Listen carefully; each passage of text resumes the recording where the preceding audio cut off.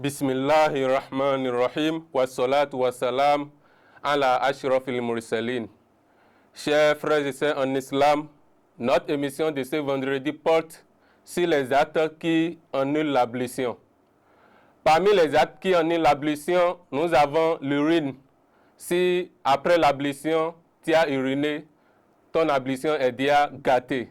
Ou bien tu as chié, ton ablution est déjà gâtée. Tu dois refaire l'ablution avant de prier.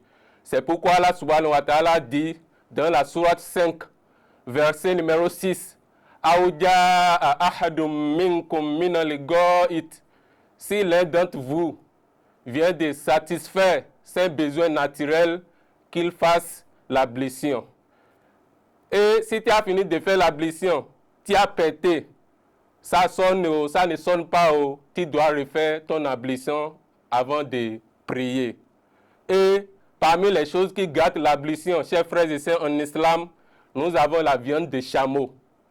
Si tu as mangé la viande de chameau, ton ablution est déjà gâtée. C'est seulement la consommation de la viande de chameau qui gâte l'ablution.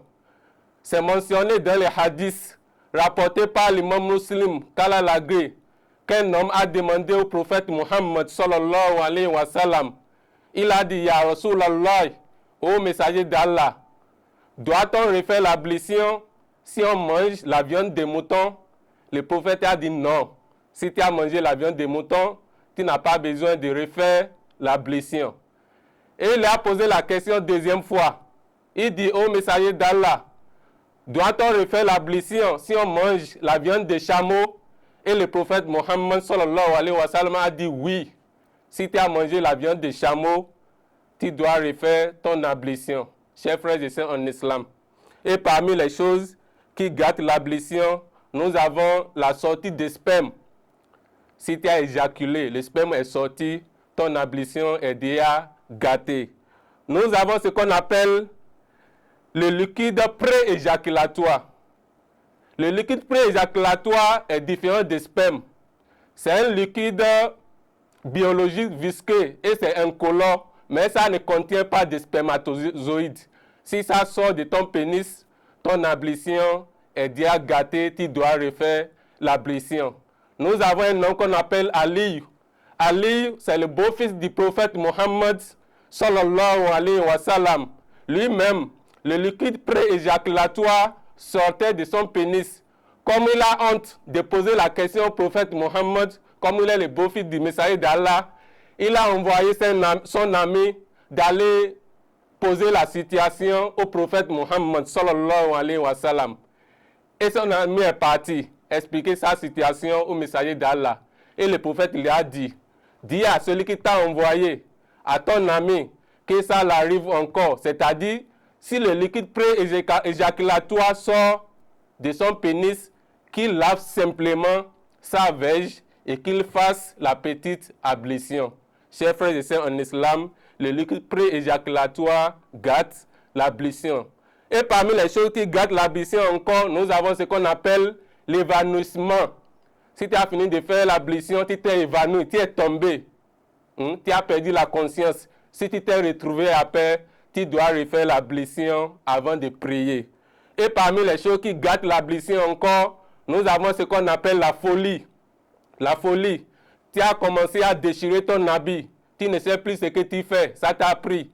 Si tu t'es retrouvé après, tu dois refaire l'ablution avant de prier. Parce que ton ablution est déjà gâtée.